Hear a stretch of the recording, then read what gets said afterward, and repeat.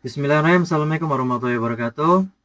Perkenalkan kami anggota yang berisi 3 orang. Yang saya sendiri ada Ahmad Gadirwanto, ada Feriyadi, ada Indri Kurani Nunita yang akan moderasikan codingan tentang simple chat app.python. Nah, langsung kita jelasin ya. Akan saya duluan yang jelasin pertama di bagian 8 sampai 15 lainnya, yaitu ada beberapa import yaitu ngambil codingan dari library, jadi kita nggak perlu ngoding langsung, kita tinggal import aja buat ngambil kodenya. Terus yang di line 17 ada template dir ini dia ngebuka file templates yang ada di dalam folder PBO gitu. Setelahnya ada metode load HTML, yaitu berfungsi untuk ngebuka file HTML yang ada di folder template. Nah, itu ada sendiri tuh chat app.html. Mungkin segitu dari cuplikan dari saya. Selanjutnya saya serahkan ke teman saya untuk mempresentasikan. Silakan. Oke, di sini di line 26 sampai 32. Nah, di sini saya akan menjelaskan di mana kelas message ini digunain untuk mengatur data pesan aplikasi chat. Nah, sedangkan si sender ini itu dia berfungsi untuk menyimpan dan mengirim pesan. Jadi, kita simulasikan dalam kehidupan sehari-hari seperti kayak kita main aplikasi WA, itu pasti ada nama pengirimnya, lalu ada nama apa ada waktunya seperti itu. Nah, lanjut di sini di halaman line 34 sampai 36. Nah, di halaman 34 36 itu ada fungsi encode. Nah, di mana itu pada kelas message ini itu digunain untuk mengubah data pesan itu menjadi bentuk yang bisa dikirim melalui jaringan komputer. Nah, dalam fungsi ini dia seperti kayak waktu, terus nama pengirim, dan isi pesan itu digabung menjadi satu eh, string dengan pemisah khusus MSG. Jadi nanti pas kita ngirim pesan itu ada sih nama pengirimnya siapa, waktunya apa, terus isi pesannya itu apa sih gitu. Lanjut, kita masuk ke line ke 38 sampai 46. Nah, di sini ada fungsi decode digunakan untuk mengubah data pesan masih dalam bentuk bites, yang dimana itu kembali menjadi pesan normal yang bisa dibaca. Nah, caranya data bites itu dibuka menjadi teks, lalu bisa menggunakan tanda MSG. Nah, terus juga untuk mengambil bagian waktu pengirim dan isi pesan juga, setelah itu data itu akan kembali menjadi sebuah objek ataupun pesan. Contohnya itu kayak kita meneruskan pesan teman, kita salin, kita teruskan, itu pasti ada waktunya, ada tanggalnya, seperti itu. Nah, kita masuk ke bagian line ke 51 sampai 56. Nah, itu ada kelas line handler, yang dimana itu digunain untuk mengatur setiap klien atau si pengguna ini, yang mana nanti dia akan terhubung ke si server secara terpisah menggunakan thread. Nah, nanti saat klien baru terhubung, sistem akan menyimpan informasi penting seperti koneksi soket. Nah, contohnya itu kayak saya nih masuk ke aplikasi chat, maka nanti akan dibuat satu file header yang dimana khusus untuk saya sendiri menangani semua aktivitas kayak gimana ya, kayak mengirim dan juga menerima pesan gitu. Nah, sedangkan di halaman 58, di line 58 sampai 75. Nah, di line 5875 itu fungsi run kan, ada run nih pada kelas client header. Nah, itu tuh digunain untuk menjalankan proses utama setiap klien yang terhubung ke server chatnya. Jadi, saat klien pertama kali masuk, sistem akan menerima data username dari klien melalui REST, yang dimana dia akan menghubungkan dari bit test menjadi sebuah teks. Nah, Apabila nanti si username ini kosong, maka otomatis akan diberi nama anonim seperti itu. Lanjut, 77 sampai 81. Nah, di line ini, fungsi send itu digunakan untuk mengirim pesan dari server ke kliennya nih. Cara kerjanya itu kayak pesan yang masih berupa cek message yang diubah terdahulu menjadi bentuk bit test menggunakan message encode. Supaya dia dikirim melalui jaringan. Setelah itu data tersebut dikirim dari klien melalui koneksi soket. Contohnya itu kayak jika server ingin mengirim pesan kepada saya, maka pesan itu nantinya akan diubah dalam format BTS, lalu dikirim ke semua user yang sedang online seperti itu. Kita kalian ke halaman 84 sampai 89. Nah, di sini ada kelas chat server. Dia ini berfungsi untuk otak utama server chat, yang dimana dia ini mengatur semua user yang terhubung melalui koneksi dan juga menyebar pesan ke semua klien. Contohnya itu kayak saya nih sama Galih yang lagi online, maka nama saya dan Galih yang akan disimpan di klien supaya server tahu siapa aja nih yang aktif dalam aplikasi chat tersebut. Kita masuk ke line 91 sampai 99, itu ada fungsi register.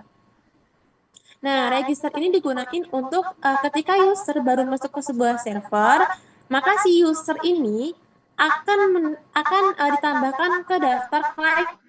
Lalu server akan menampilkan informasi seperti Indri terhubung, lalu online ada 2 orang gitu. Nah, sedangkan di line 101 sampai 106 itu dia ada fungsi broadcast. Nah, itu digunain untuk mengirim pesan ke semua user yang sedang online. Kayak misalnya saya mengirim pesan nih ke server, maka server akan menerima pesan dari semua klien yang aktif atau online. Nah, line 108 sampai 117 itu digunakan untuk menjalankan server yang akan membuka soket yang dimana dia akan menunggu koneksi dari si klien. Lalu setiap klien yang masuk itu akan dibuatkan klien helder yang dimana baru di-treat terpisah. Contohnya itu kayak si user ini baru membuka aplikasi chat, maka si server akan langsung menerima koneksinya dan menjalankan tanpa mengganggu user lain, sehingga banyak orang bisa chatan secara bersamaan dengan lancar. Untuk OS selanjutnya akan dijelaskan oleh rekan saya. Baik, selanjutnya ada kelas chat client beacon. Jadi, client beacon ini berfungsi sebagai bagian belakang atau beacon, bisa juga disebut sebagai background dari aplikasi klien. Kelas ini berfungsi menghubungkan klien ke server, mengirimkan pesan, dan menerima pesan. Selanjutnya, pesan tersebut disimpan atau dibungkus oleh init seperti pesan user, ada user, host, dan port. Selanjutnya di sini ada shock. Ini untuk menyimpan objek socket dan running sebagai flag boolean untuk mengontrol apakah koneksi itu sedang aktif atau tidak. Selanjutnya di sini ada on message dan on disconnect. Jadi on message ini yang dipanggil setiap kali pesan baru diterima dan disconnect itu dipanggil kalau memang tidak connect. Selanjutnya ada DevConnect. Jadi DevConnect ini membuat koneksi TCP ke server. Yang pertama dibuat menggunakan AF Inet dan SockStream. Lalu si timeout sementaranya diatur 5 menit. Jadi kalau 5 menit itu eh, tidak merespon dalam waktu 5 detik, 5 detik maksud saya, 5 detik akan muncul error. Setelah berhasil terhubung, timeout dihapus secara otomatis di setting set mode ini yang diberisikan non. Lalu selanjutnya ada dilanjutkan dengan running. Running di bagian sini itu di set true dan sebuah thread daemon diluruskan untuk menjalankan RECV loop terbelakang. Selanjutnya ada send. Jadi send ini terlebih dahulu memastikan soket ada dan koneksi masih aktif. Jika iya, pesan dibungkus dalam objek message, lalu beserta username pengirim lalu diencode dan dikirim ke server menggunakan send all, yang menjamin seluruh pesan itu terkirim bukan hanya sebagian. Jadi kalau menggunakan send all ini dari pertama kita chat itu dipastikan terkirim semua, bukan hanya sebagian. Selanjutnya ada dev REST ini, REST log ini, Dash REST log ini inti dari klien log. Log ini berjalan terus-menerus selama running bernilai true. Setiap interaksi mencoba untuk membaca sehingga objek ini 4096 byte dari dari byte dari socket. Jika data yang diterima kosong, artinya server telah menutup koneksi dan loop berhenti. Dan jika tidak ada data, pesan di-encode dan di-callback oleh onMessage dan di ke lapisan UI atau logika lain. Selanjutnya di sini ada dev clause.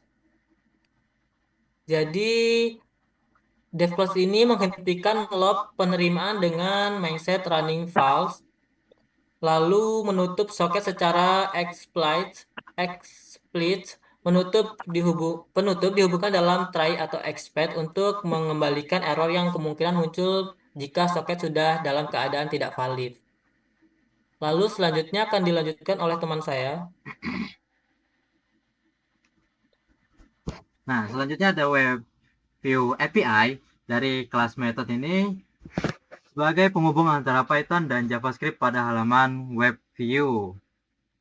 Terus dalam metode init itu dia ngebungkus dari klien sama Windows. Jika kliennya itu opsional, kalau chat klien di backend itu non, kalau Windows tuh bisa non juga. Selanjutnya ada div connect. Div connect itu digunakan untuk menggunakan pengguna menekan tombol connect pada tampilan aplikasi. Metode ini akan membuat objek klien backend yang mencoba menghubungkan klien ke server. Itu bisa dilihat dari save kliennya, dia mencoba untuk username ke host dalam port server. Nanti ya kalau bisa connect sukses, kalau kondisinya true berarti sukses, kalau kondisinya false berarti error.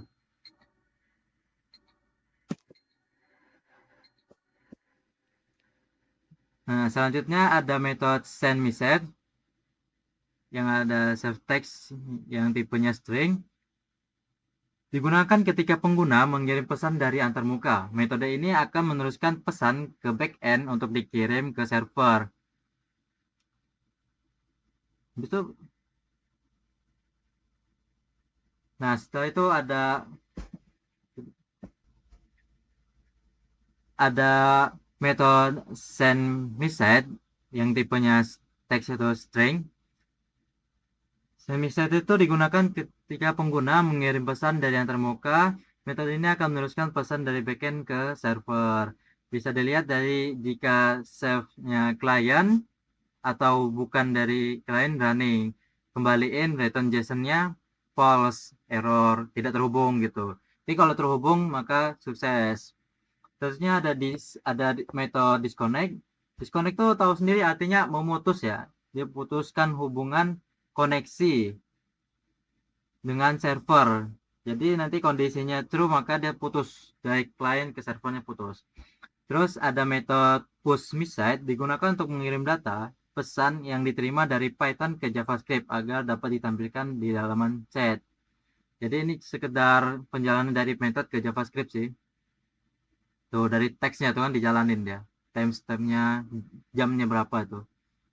Terus ada div di connect. Push di connect tuh digunakan untuk memberitahu tampilan bahwa koneksi server telah terputus. Tadi yang disconnect itu kan mutusin. Nah, kalau push di connect ini dia ngasih tahu bahwa server sudah terputus. Coba scroll lagi dong. Lagi terus. Nah, selanjutnya di kelas kebanyakan. Di kelas chat client apps, yaitu merupakan kelas utama yang bertanggung jawab menjalankan antarmuka aplikasi chat. Jadi dia fungsinya untuk ngejalanin kelasnya. Nah, kan ada metode run buat ngejalanin simple chat HTML chat app HTML dia jadi ngejalanin HTML dari chat app-nya dengan panjang 560 tinggi 660. Terus jadi ke yang di Save API Windows itu dia akan memberitahu melalui command line program akan otomatis mengisi kolom user pada form login. Jadi itu kan ada Windows Evaluate.js tuh. Jadi dia akan input username. Siapanya nanti kita bisa tahu siapa yang kita chat gitu. Selanjutnya ada div name itu bawahnya paling bawah. Nah, ini tuh adalah main program